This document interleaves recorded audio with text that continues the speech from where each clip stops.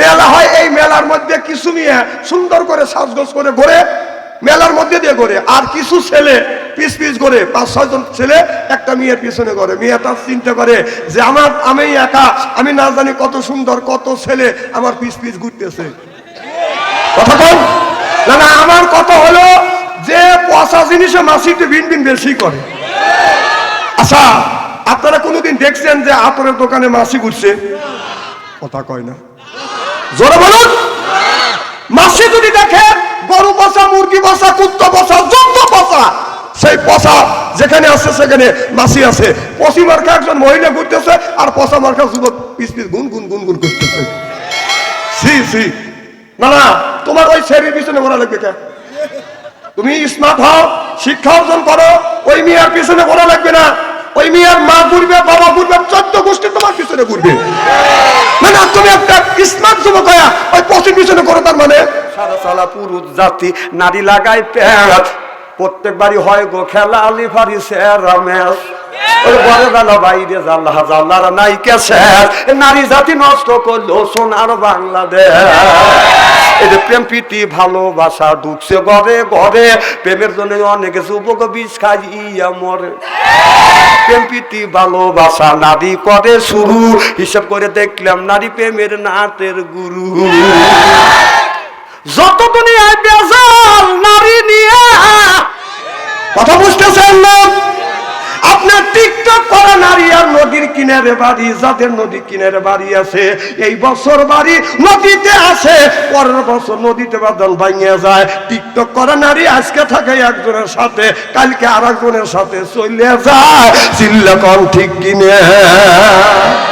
আর পুরুষের সাথে জর্গা করা বউ, হিন্দুদের দাড়ি, খ্রিস্টানের দাড়ি, এক বেলা আছে, এই বেলা আছে, ওই বেলা নাই, কাইটে ভালো গুণও নাই। কথা কম, চরিত্রহীন জর্গা করা নারী এক। কথা কম। আজকে মা বোনেরা মাহফিলে নাই দেখে ওয়াজ করে জুত পেলে।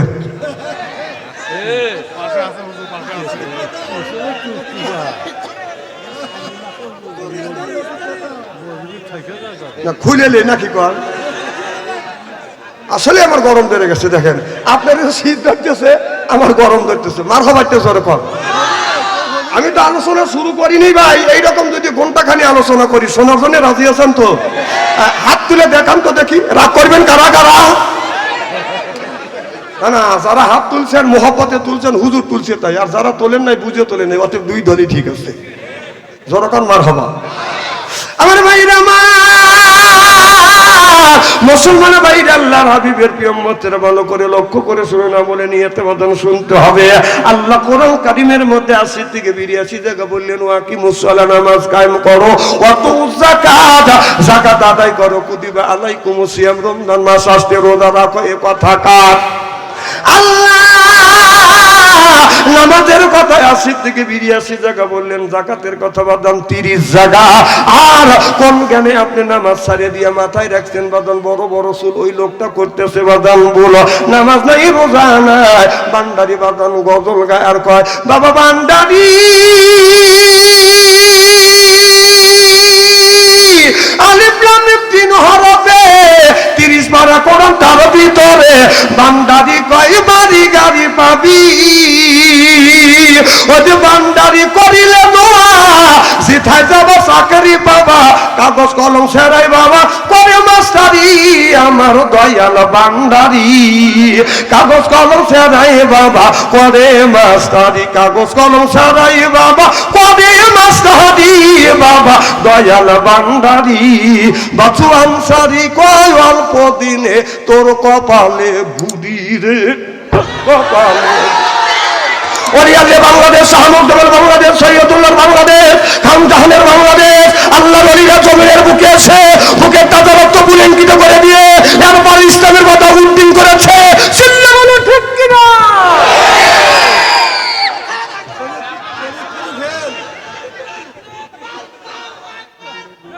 না এনে তাকবীর দেওয়া লাগবে না, বাইক বউ যখন মার্কেটে দেবে তখন তাকবীর দিস।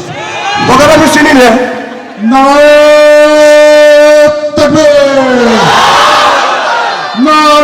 তাকবীর, কোরআনের আলো, দিন ইসলামের আলো,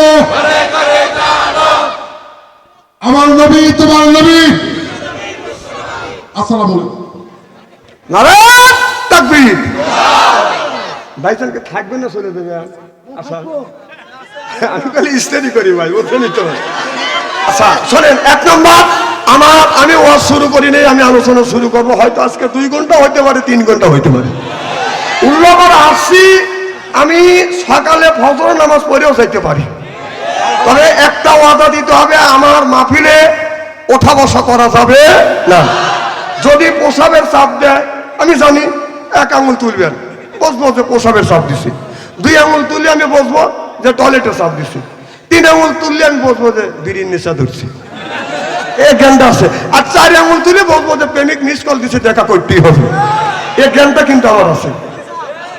তাছাড়া যদি আমাকে এইরকম করে সিঙ্গেল না দিয়ে যদি একাই চলে যান, প্রয়োজন হলে লুঙ্গি টেনে ধরবো, আন্ডারুল পরাবাই কথাবো কোনটি। আর 2 নম্বর, আমার চেহারার দিকে চাওয়া থাকতে হবে। আলেম যতই কালো হোক, আলেমের চেহারার দিকে চাওয়া থাকলে সগিরে গুনাহ মাফ করে দেখে। আমার চেহারার দিকে চাওয়া থাকলে, চেহারা কি একেবারেই খারাপ নাকি?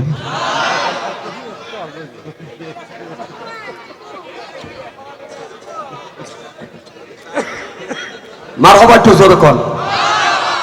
আমার ভাইয়েরা, আল্লাহর হাবিবের উম্মতের ভালো করে লক্ষ্য করে শুনুন। আল্লাহ কোরআন কারীমের মধ্যে নামাজের কথা 80 থেকে 82 জায়গা বললেন, ওয়াকিমুস সালাত, নামাজ কায়েম করো, ওয়াতু যাকাত, যাকাত আদায় করো, আর কুতিবা আলাইকুমুস সিয়াম, রমজান মাস আসলে রোজা রাখো। আমার ভাইরা আমার, তাহলে নামাজ যদি পড়া যায়, এই লোকটা আপনার নামাজ পড়লে লোকটা অন্যায় অশ্লীল কাজ থেকে বাদান ফিরে আসে।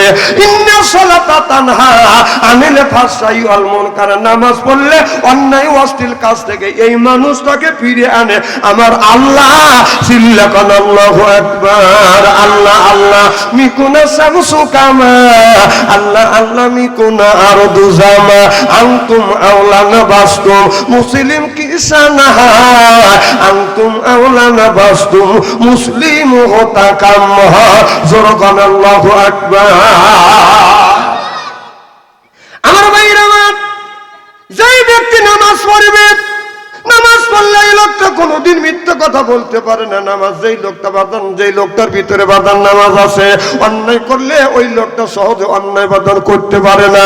নামাজ পড়বার পরেও যদি মিথ্যা কথা বন্ধ না দেয়, নামাজ পড়বার পরেও যদি সুদ খাওয়া বন্ধ না দেয়, আল্লাহ কোরআন কারীমের মধ্যে বলেছে, তোমরা লা তাকুলু, সুদ তো খাওয়া দূরের কথা, সুদ খাওয়ার দ্বারের কাছেও যায় না। এ কথা কার?